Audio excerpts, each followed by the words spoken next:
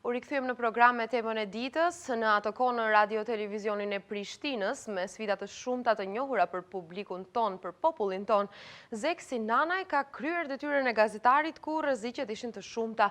Edhe në vitin 1990, me 2 korrik, si sot 30 vite kur ndodhi deklarata kushtetuese që llogaritet gurthemeli i pavarësisë së Kosovës, zoti Sinanaj ka raportuar për RTP-n e atëhershme, kurse aktualisht vepron në RTK. Në lidhje të drejtë për drejtë e kemi tani zotin Sinanaj. Fillimisht më lejoni t'u auroj ditëlindjen. Në ditë kaq të madhe për Kosovën, e keni dhe ju ditën e lindjes. Është një rastësi shumë e këndshme, sigurisht që dhe ju ndoshta ndjeni të veçantë. Ju uroj shumë shëndet dhe për shumë vite. Faleminderit dhe ju përshëndes juve dhe gjithë shikuesit e televizionit tuaj. Faleminderit shumë edhe ju për bisedën. Siç e thash më herët, në atë kohë të punosh në televizion në Kosovë dhe të raportosh, të jesh një ndër gazetarët e pakt sigurisht që kanë raportuar dhe që kanë sjellur informacionin deri te populli, ka qenë shumë e vështirë, por edhe data 2 korrike 90-s ka qenë sigurisht ende më e vështirë për ta mbuluar. Si u bë organizimi njëherë i shpalljes së deklaratës së pavarësisë në ato rrethana? Ato rrethana, si s'dihet, ishin tepër dramatike, meqense Serbia në fund të mars, përmes ndryshimeve kushtetuese të saj, përmes amendamenteve që i nxori, e mori edhe atë pak autonomi që e kishim dhe do të thotë u shuhet tërë autonomia e Kosovës. Dhe populli ishte në mes 2 rrugësh, ose të pranoj atë okupim të ri, ose t'i kthehet vetvetes. Dhe këtë e bëri populli i gjithë Kosovës bashkë me legjislaturën e atëhershme, të cilët ju dha vullnet që të veprojnë në rrethana tepër të rënda dhe që i kishin pranë çdo punë afër.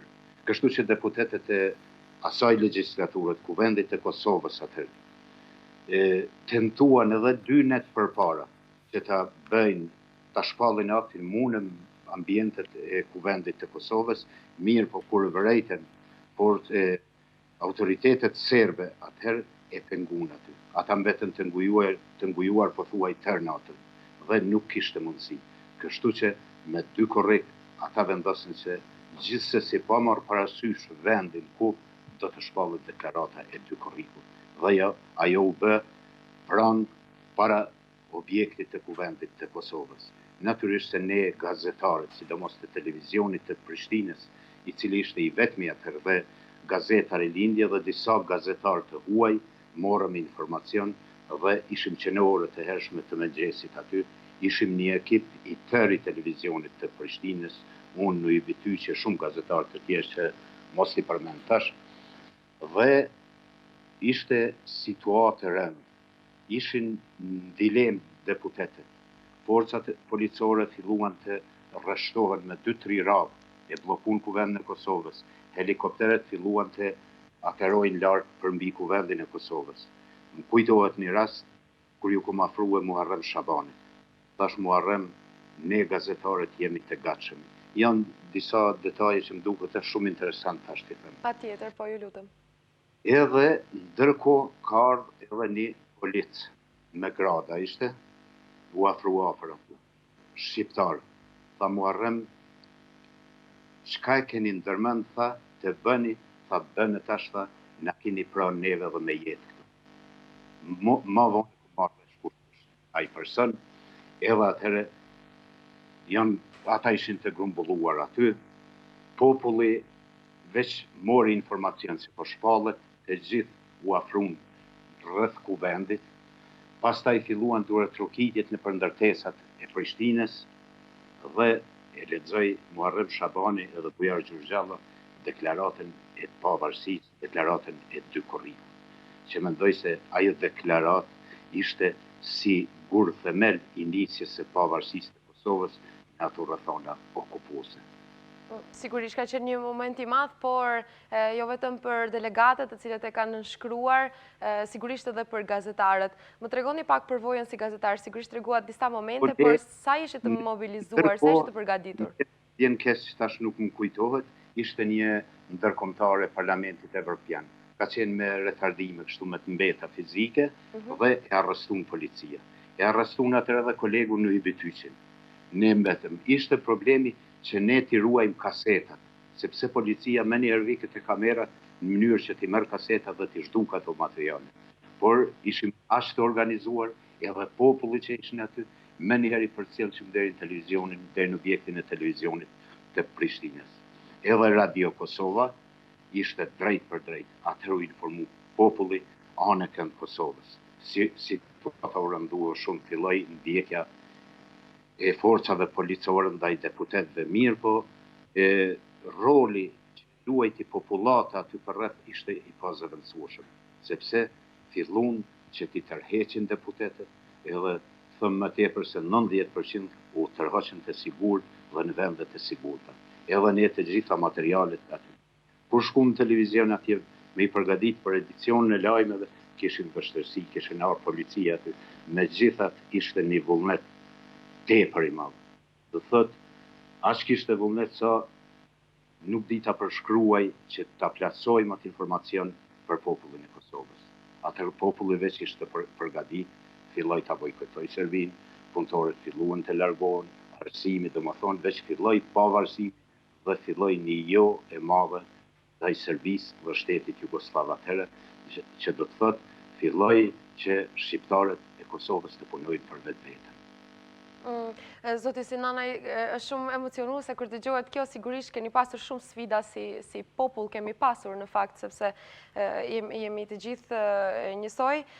Sa kanë qenë të rrezikuar si gazetarët, si ata qytetarët që ju kanë ndihmuar, si delegatët të cilët e kanë nënshkruar dhe kanë ngritur këtë deklaratë kushtetuese që e thatë është gurthemeli i pavarësisë së Kosovës, pa këtë nuk do kishte ndodhur pavarësia e Kosovës. Sa ishit të rrezikuar realisht, edhe pse thatë që policia ka pritur për t'ua marrë kasetat, por çfarë nëse ju zinte në një moment të drejtën, ne ishim të organizuar mirë dhe pranë objektit të televizionit të tregu aty ku është edhe sa tash RTK-ja, vishin policia. Mirë po, ato ditë të para nuk hynin brenda.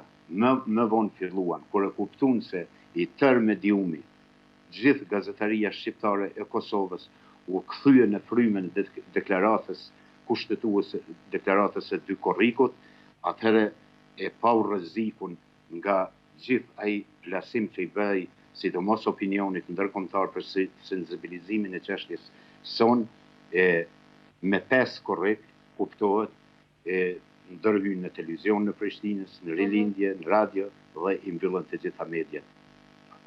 Do të thotë ka qenë situata të rënda për gazetarët, por që asnjëherë nuk jemi dorëzuar, besoj se në ato rrethana, në atë kohë, pa kohë thënë, kemi dhënë një kontribut të vogël në ecjen përpara të çështjes së Kosovës.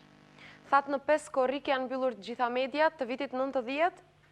Në orën 15 me 5 korrik kanë ndërhyer forca elitare serbe, kanë hyrë në mënyrën më barbare në televizion në Prishtinës, derisa ishim të përgatit lajmet ato dhe e kanë pushtu, e kanë okupuar televizion në Prishtinës dhe Radio Prishtinën. E pas 2-3 dite edhe rilindjen. Atëherë ne gazetarët u gjendëm si mundëm. Një 5 minutësh Radio Zagrebi elshej për Kosovën, i plasonim informacione, që të bëhet diçka në mediat e shkruara, Bujku ishte një gazetë, të cilën nuk e kishin mbyll vetëm rilindjen, atëherë të gjitha lajmet që i bëshim i shkryshim në gazetën Bujku, që u shëndru në gazetë politike. Gazeta Bujku. Sepse ishte mediumi i vetëm për atë kohë, po. Ishte, pastaj fillun edhe disa gazeta private kështu, gazeta Kombi, gazeta shqiptare, e tjera. Do të thotë, deklarata e dy korrikut ka një rëndësi të veçantë, sepse mu kjo deklarat e shkputi Kosovën nga Serbia një herë për gjithmonë. Dhe i parapriu shpalljes së shtetësisë së Kosovës me 7 shtatorën Kaçanik dhe nxjerrjes së Kushtetuesës së Kaçanikut. Këtu duhet me i përmend disa figura eminente. Këtë do t'ju pyesja. Sorry, Këtë do t'ju pyesja, figurat që e ngritën sigurisht deklaratën. Thot, Kushtetutën e Kaçanikut me bashkëpunëtor e ka hartue profesor, doktor, akademik Gazmend Zajmi, i cili në atë kohë në bazë tradhësh që e kishte Jugoslavia, ishte drejtor i kryetar i universiteteve të krejt Evropës. Dhe besoj se ajo kushtetut, mos bëj krahasime me kushtetutën e sotit ato, por ajo ka qenë një ndër kushtetutat e cila e ka parapo shtet i pava, njësi e barabartë federative nëse nuk shkatrohet Jugoslavia. Shtet i pavarur nëse tronditet Ballkani bashkim me Shqipëri. Do thotë i ka parapo 3 opsione të mundshme me të cilat populli shqiptar prej asaj dite ka vepruar. Dhe më 7 shtator e ka shpallur Paçanik në mënyrë tepër sekrete dhe kanë arrit deputetet që të largohen, falendëruar shqiptarët e Macedonisë, ata të gjithë u tërhoqën në Macedoni, sepse ishte për ndjekje e tyre, kishin rrezik që të burgoseshin me dekada të tëra në burgjet jugoslave, dhe atje gjetën shpëtimin. Kam qenë prej Prishtine, i kam vizituar disa deputet, i kam pas shokë, se unë kam të kryer të mbaruar e kam fakultetin juridik, megjithse gjithherë kam punuar në gazetari. E kam të printuar këtu gjithë në fakt deklaratën kushtetuese. Sa i ngjan asaj që ka sot Kosova? Po, të them të drejten, e thash edhe më parë. E kanë hartuar të re profesionistë vërtet, të cilët i kanë parapar zhvillimet që do të ndodhen në Kosovë. Dihet se kushtetuta e Kosovës tash është në frymen e pakos së Atisarit, ka rrugë që lën shumë rrugë të hapura. Mirë, po besoj se shqiptarët, sikur se në atë kohë edhe më vonë, edhe në zhvillimet demokratike të viteve të 90-ta, edhe në luftën e ushtrisë çlirimtare të Kosovës, do të dinë më në fund që të bashkohen për çështjen e madhe të Kosovës dhe të shqiptarëve dhe do t'ja dalim faqebar kuptohet mendimin edhe të bashkisë ndërkombëtare, Bashkimit Evropian dhe Shteteve të Bashkuara, të cilat gjithmonë na kanë dalë krah.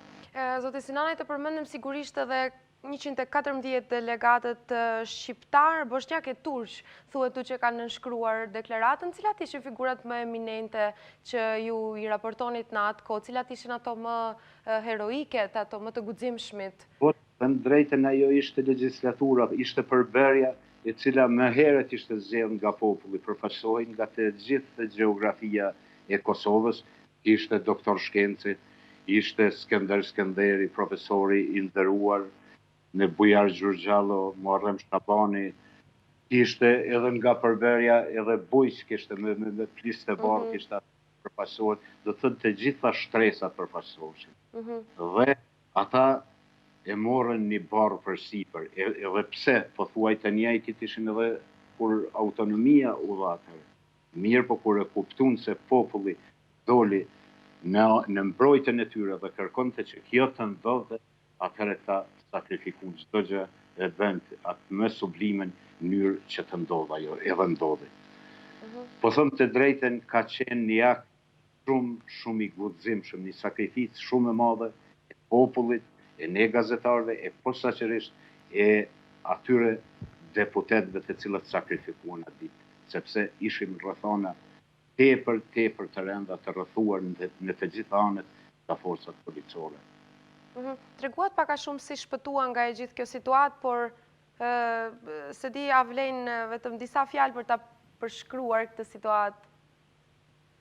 Si shpëtuan, si dolën sigurisht delegatët, gazetarët dhe gjithë pjesëmarrësit edhe nga e nesërmja në Kaçanik?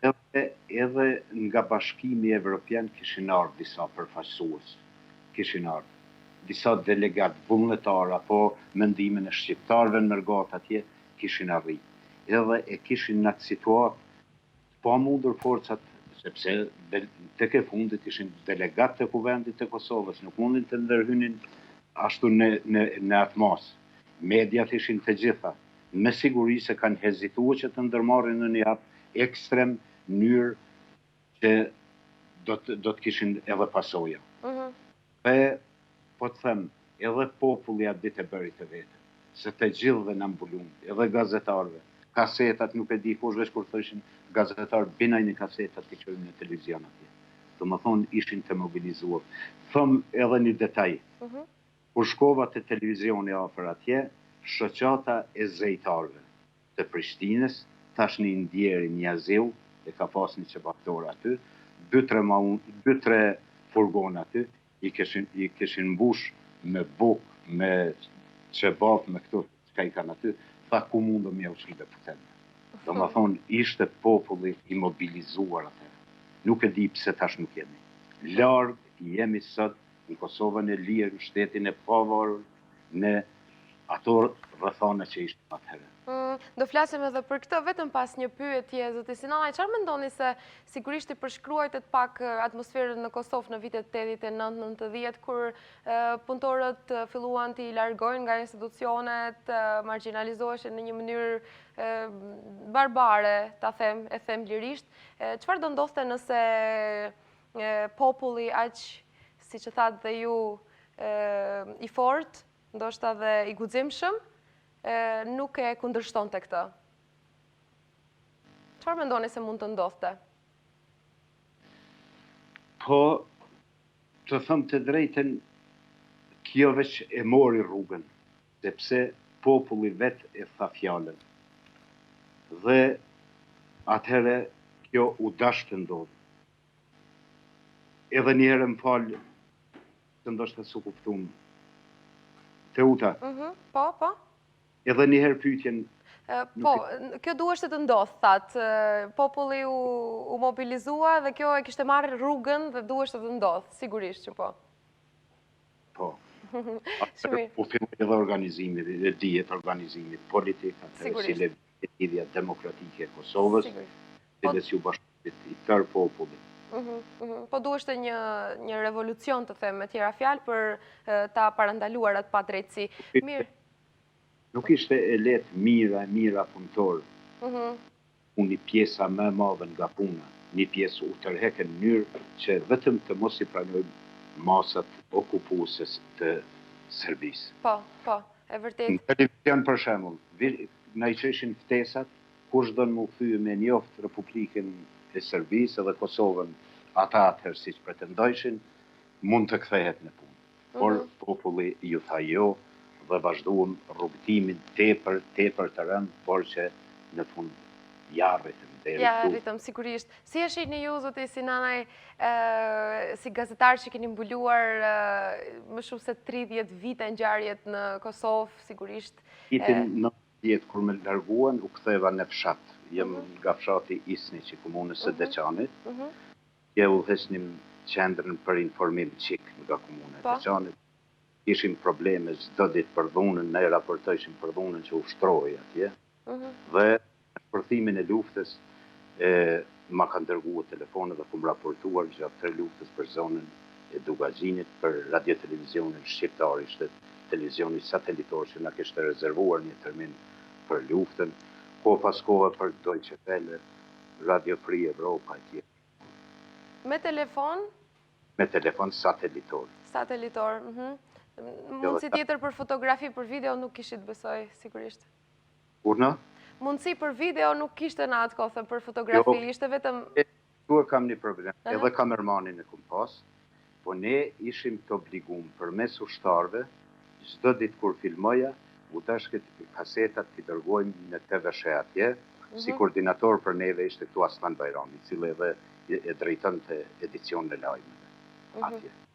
Edhe pjesa më e madhe materialeve të gjitha brutë që ka janë, edhe të emisioneve të lajmeve të cilat janë transmituar, janë atje në arkiv, fatkeqësisht, hala nuk ka arrit Kosova të tërheq, nuk e dije për shkaqe, aty ka materiale shumë, sepse një pjesë shumë e madhe edhe nuk janë transmituar. Bile kam probleme nga njerë në teren, kur bëj, se i kam një 15 dokumentari, i kërkojnë ato filmime, po unë nuk i kam. Ato janë në televizionin e Shqipërisë, në arkiv. Keni tentuar t'i kërkoni këtë pamje?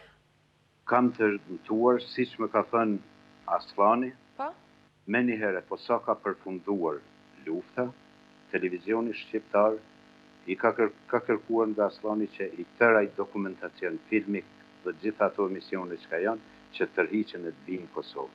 Aslani, si pas ti, po them, ardhi ka lejmëruat për qeverinë e përkoshme që ishte këtu, jo një herë nuk mundëm, nuk janë kushtet, edhe i ka quë në një shtëpi private. Ai i ka kërkuar 500 marka në muaj. Dhe tash për 20 vite ai person i dën ka 500 marka. Mirë po, nuk është në pyetje tash këtu leku. Po në pyetje është historia e Kosovës.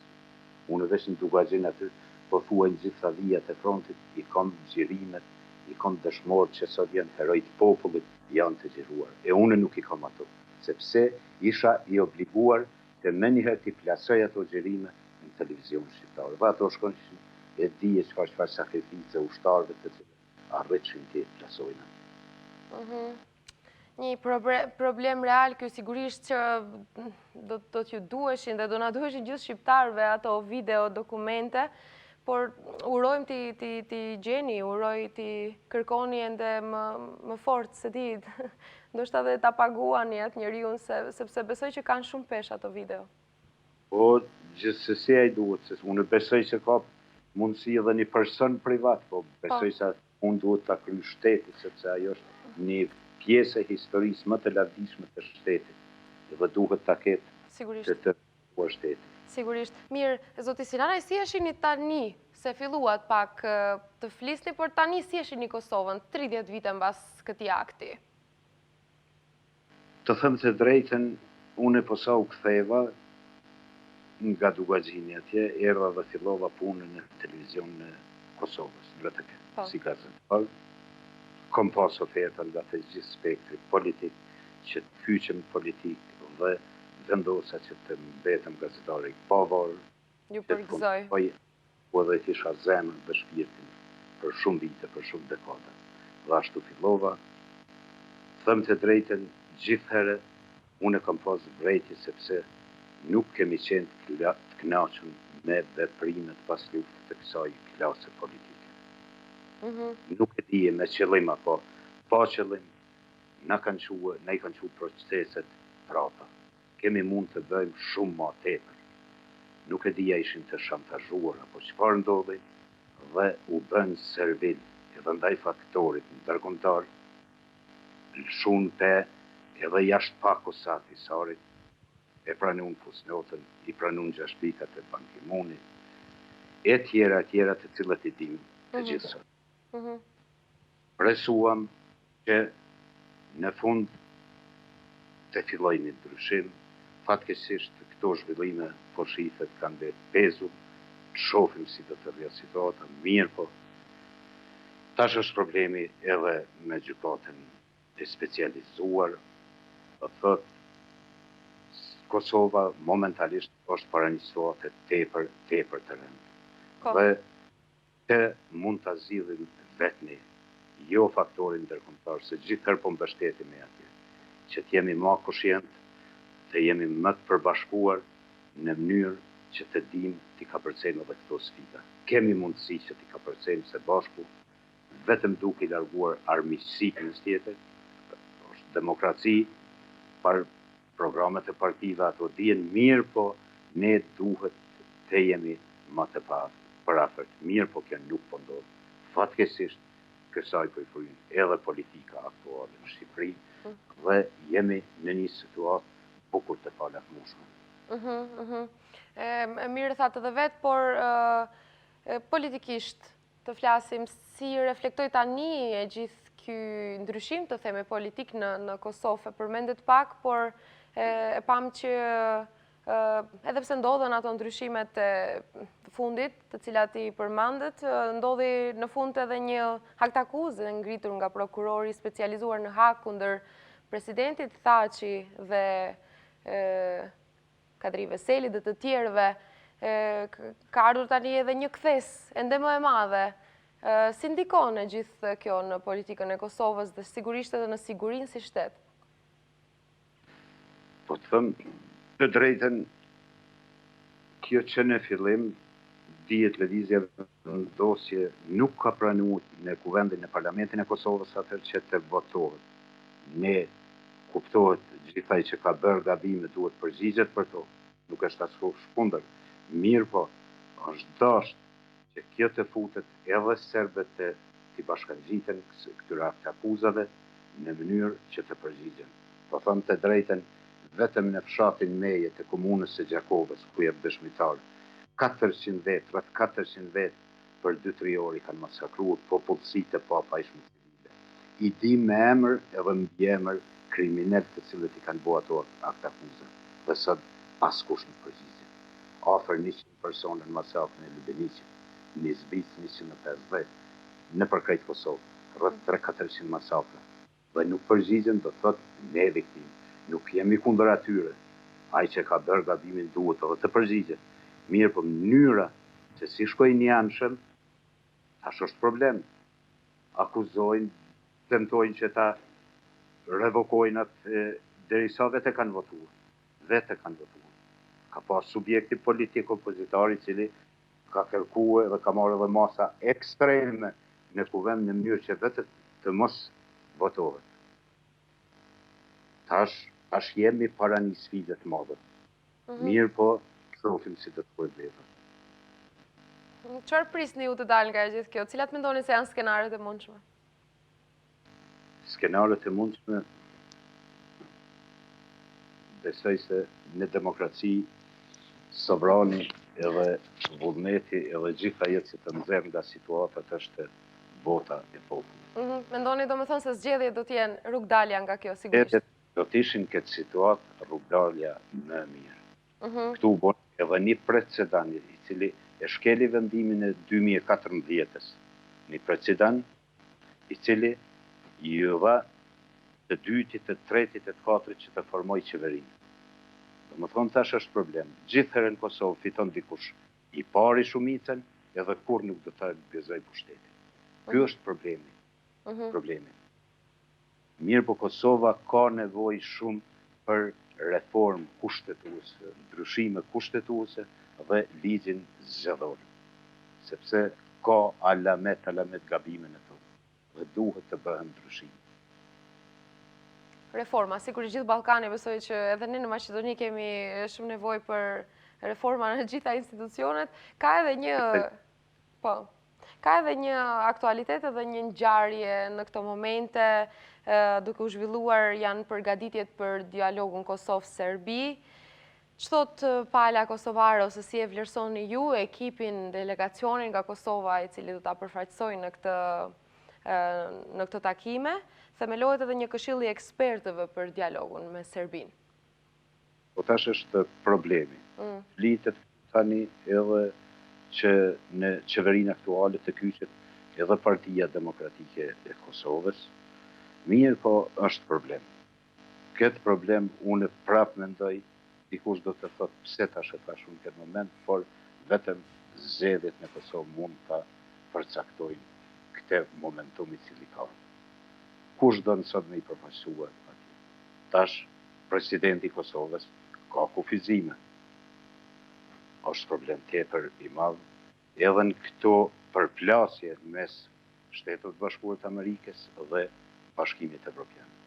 Për shkak të palët kanë qëndrime të kundërta. Dhe këtu filloi pati spekulime, jo faktori ynë politik, dikush ndaj dikush andaj, mirë, po ne duhet të hecim, thuhet një fjalë e popullit në përtehu në shpatës. Nuk u dojmë t'i acarojmë marrëdhëniet as me Shtetet e Bashkuara të Amerikës, as me këto të Evropës. Mirë, po duhet prapë po them të jemi vetvetja. Serbia gjithmonë po kundërshton dhe gjithherë po fiton. Ne gjithmonë pranojmë çdo gjë, gjithmonë them humbë. Prandaj duhet ta bindim edhe bashkësinë ndërkombëtare se ato që e kemi, kjo ka qenë tepër e dhimbshme pakoja e atisarit për Kosovën, por jemi detyruar ta pranojmë, ta shtelshojmë të edhe nga pakoja e atisarit, të vihet deri te ndrrimi eventual i kufeve. Po kjo është çmimi me siguri. I ujmanit është problem, pastaj bashkësia e komunave. Nëse nuk përfillen 23 vrejtjet kushtetuesja që i ka dhënë, atëherë ajo bëhet shtet brenda shtetit me gjitha kompetencat ekzekutive. Bëhet një bosnizim i Kosovës. Prandaj duhet shumë të kemi kujdes. Të kemi edhe guxim, edhe dije këtu. Momentalisht tentimi për të formuar grupe këto për bisedime, tash për tash nuk e shoh zgjidhje, nuk vetëm të na çojnë në një qorsaka dhe në një situatë tepër të rëndë. Qartë, por derisa të organizohen zgjedhjet në kohë të pandemisë, besoj se do të shkojë shtatori. Mendoni se ka shansa deri në shtator të nënshkruhet një marrëveshje e cila nuk do të ishte dhe aq pozitive për Kosovën? Unë nuk po shtyqa. Tash kur fillun u bë tentimi që të bëhen bisedimet në Amerikë, atje u tërhoqën. Thanë, do të bisedohet për mini Schengenin, të cilin klasa politike dhe populli e ka kundërshtuar nga frika e Serbisë, mini Schengenin. Ne jemi për zhvillim ekonomik, për raportet mira me fqinjet, me Ballkanin e NATO. Do të thotë, aty duhet të bisedohet një herë vetëm gjendja ekonomike në Ballkan, sidomos marrëdhëniet ekonomike shqiptaro-serbe, Kosovë, sidomos me aty. Dhe për ato të tjera do të flitet më vonë. Unë mendoj se është më mirë që të pritet më gjatë dhe të mos dëmtohemi. Unë këtë e kom thonë edhe në për emisionet e mia, deri vonë kom pas emisionin pro et kontra. Së bashku me Qani Mehmetin e dini edhe ju. Po. E kom thonë edhe atëherë. Ma mirë është mos në nënshkruhet marrëveshja për humbjen e mira hektarëve me malin e zi mbetet pezull, si që kanë edhe shtetet tjera të cilat të Evropës, edhe të Ballkanit, të cilat janë edhe në Bashkimin Evropian, edhe në NATO. Nuk i kanë të zgjidhura problemet. Më mirë do të ishte që të zhagitet ai problem, se sa sot tjetë akti kryer. Sigurisht, mos të dëshpërohet populli është 30 vite, kushe disa më shumë më herët, duke u munduar, por sigurisht edhe njerëzit e guximshëm të cilët kanë filluar këtë punë të mos e përshpejtojmë, të themi më objektivisht në fund të ditës. Zoti Zeki Sinanaj, besoj që shumë emocione dhatë në emision, shpalosët mendimin tuaj, por edhe atë anën tuaj personale ose emocionale të cilën e keni përjetuar gjatë viteve, sidomos gjatë raportimit gjatë luftës. Ju falenderit shumë dhe për pjesëmarrjen këtu dhe për punën që keni bërë dhe urime ditëlindjen edhe një herë, sigurisht. Faleminderit edhe për juve dhe gjithë shikuesit shqiptar ku të shëndohen. Rofshi, sigurisht që dëgjohemi edhe në rastet tjera. Gjithsesi, mirupafshim. Mirupafshim.